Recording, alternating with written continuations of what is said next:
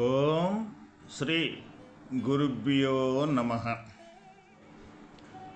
శ్రీ భాగవత కృష్ణదేశికేంద్రుల వారి శుద్ధ నిర్గుణ తత్వ కందార్థములు.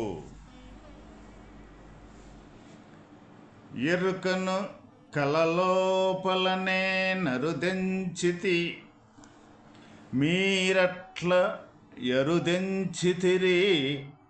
ఎరుక జననేను మీరలు, ఎరుకతో జనువారమన్నుచో ఎరుగేటి కొరకు.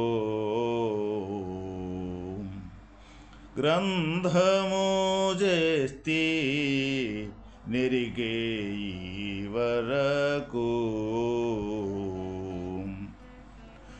గురువోదం ఝను మేల్క నరులారచే గొంటే ఎరుకానే కళాజోలి నెరిగున్న నిల్వాదం చెరిగేటి కొరకు.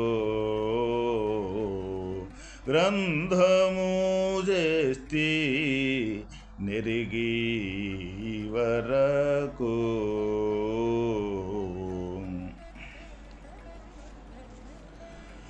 ఓ నరులారా, ఎరుకతో వచ్చిన ప్రపంచము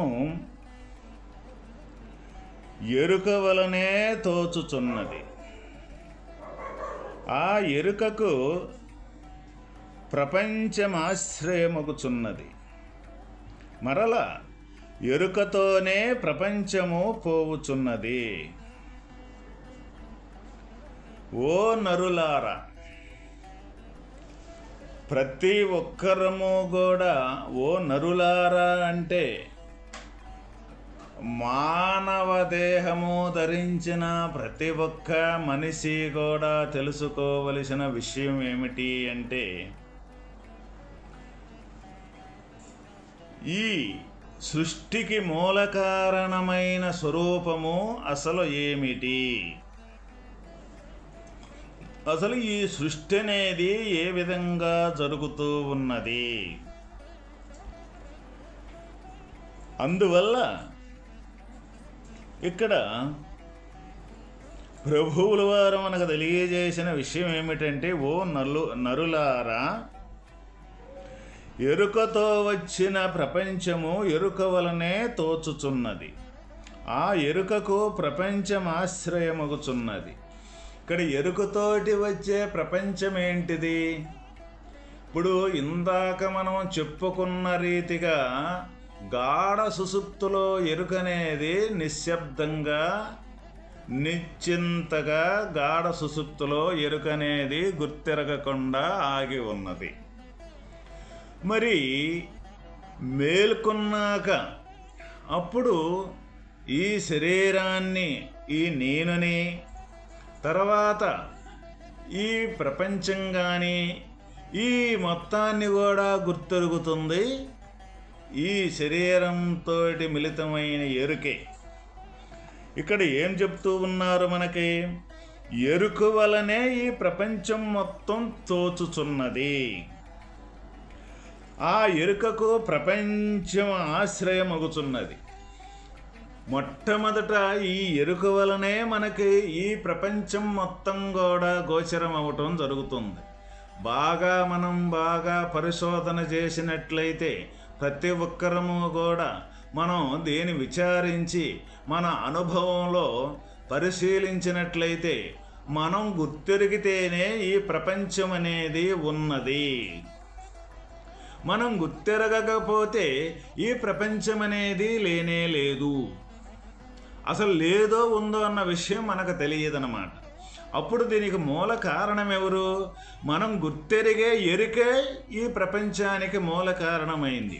అయితే ఇక్కడ ప్రపంచం మన ఎరుక వలనే ప్రపంచం అనేది తోచేటప్పుడు, అయితే ఈ ఎరుకకు కూడా ఈ పంచభూతాత్మకమైన ప్రపంచమే ఆశ్రయము అవుతున్నది. మరి దీనికి కూడా మూల కారణం ఎవరవుతున్నారు అంటే ఈ ప్రపంచమే దీనికి ఆశ్రయం అవుతుంది. అంటే గుర్తెరిగే ఎరుక కానీ గుర్తించబడ్డ ప్రపంచం కానీ ఈ రెండూ కూడా ఒక ఎరుకతోనే పోవుచున్నాయి. మళ్ళీ అంటే ఇది గుర్తించినప్పుడైనా ఉంటూ ఉన్నది ఈ ప్రపంచం అనేది, గుర్తించకపోతే మళ్ళీ లేకుండా పోతూ ఉన్నది. అప్పుడు దేనితోటి ఈ ప్రపంచం అనేది తయారవుతూ ఉన్నది? ఈ గుర్తించే ఎరుక ద్వారే ఈ ప్రపంచం అనేది తయారవుతూ ఉన్నది, గోచరించుతూ ఉన్నది. అందువల్ల ఎరుకకు మూల కారణం ఎవరే అంటే ఈ ప్రపంచమే. అయితే ఈ ప్రపంచానికి కూడా మూల కారణం ఎవరంటే ఎరుకే. అంటే ఎరుక అనేది గుర్తించబడితేనే ప్రపంచం అనేది గోచరించటం జరుగుతూ ఉన్నది. ప్రపంచం అనేది అక్కడ ఉంటేనే ఈ ఎరుక అనేది గుర్తించటం జరుగుతూ ఉన్నది. అందువల్ల ఈ రెండు కూడా ఒకదానికొకటి ఆశ్రయించుకొనే ఉన్నాయి. కాబట్టి మరలా ఎరుకతోనే ప్రపంచం పోవుచూ ఉన్నది. మళ్ళీ ఎప్పుడైతే గుర్తించకుండా మళ్ళీ ఆగిపోయినప్పుడు ప్రపంచం అనేది గోచరం కాకుండా ఉంటుంది. అంటే గాఢ సుషుప్తిలోకి గుర్తించకుండా పోయినప్పుడు ఈ ప్రపంచం అనేది గోచరం కాకుండా ఉండదు. అయితే ఈ ఎరుక ఈ ప్రపంచము రెండు కూడా ఒకదానిని విడిచి మరి ఒకటి ఉండవు. దీనిని బట్టి మనకి ఏమీ అర్థమవుతూ ఉన్నది అంటే ఎరుకన్నా ప్రపంచమన్నా ఈ రెండూ కూడా ఒకదానిని విడిచి ఒకటి ఉండవు అన్నమాట. అంటే కొద్దిసేపు గుర్తించటం కానీ మరలా కొద్దిసేపు మరుపు చెందటం కానీ ఈ రెండింటి యొక్క క్రియలు దేనివల్ల మనకి జరుగుతూ ఉన్నాయి అంటే ఈ ఎరుక ద్వారానే మనకి ఈ రెండు జరుగుతూ ఉన్నాయి అన్నమాట. గుర్తించేది ఎరికే, మళ్ళీ మరుపు చెందేది ఎరికే. అందువల్ల ఈ రెండు కూడా ఒకదానిని విడిచి ఎప్పుడూ కూడా ఈ ఒకటి ఉండవు. ఎప్పుడూ కూడా ఒకటిగానే ఉండయి కానీ వేరుగా లేనే లేవు.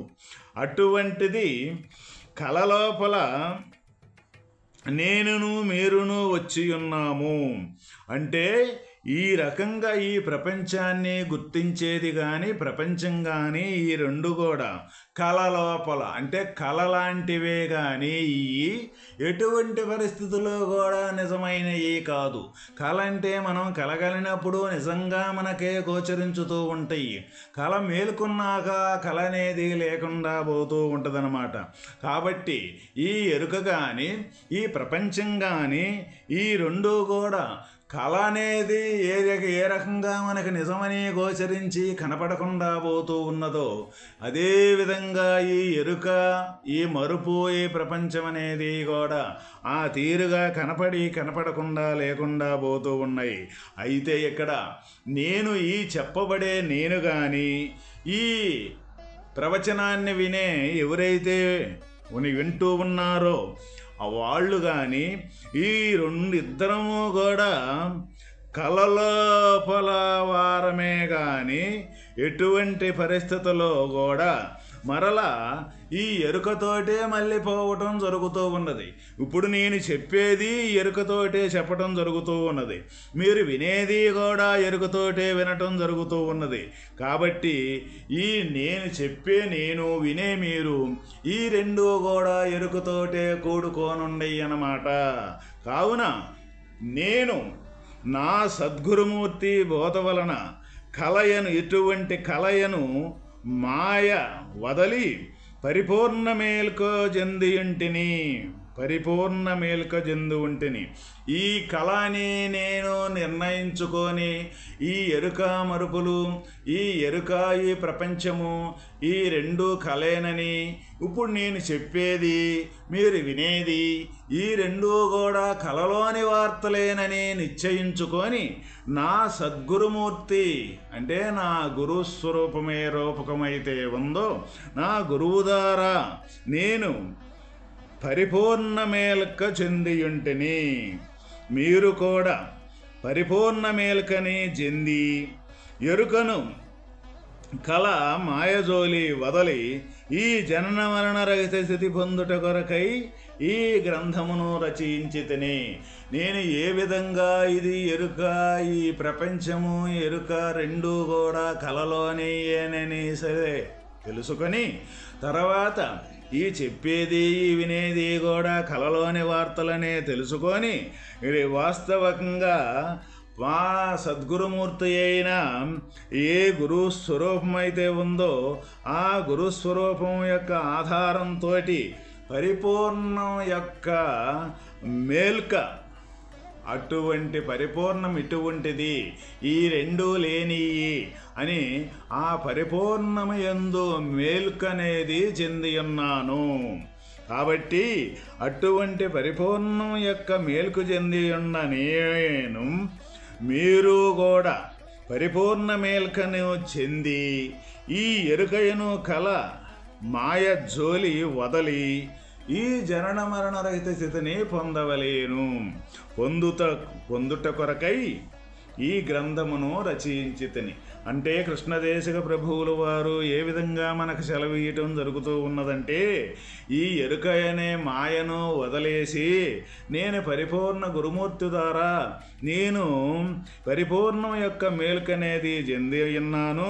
అదేవిధంగా మీరు కూడా పరిపూర్ణ మేల్కను చెంది ఈ ఎరుక అనే కళ మాయజోలి వదలి ఈ జనన మరణాలు అనే జోలి అనేది ఏదైతే ఉందో దాన్ని రహితం చేసుకునే స్థితి కొరకై అటువంటి ఈ జనన మరణ రహిత స్థితిని పొందుట కొరకై ఈ గ్రంథాన్ని రచించినాను అని మనకు భాగవత కృష్ణదేశిక ప్రభువులు వారి ఈ శుద్ధ నిర్గుణ తత్వకందార్థముల ద్వారా మనకు తెలియజేయటం జరిగింది.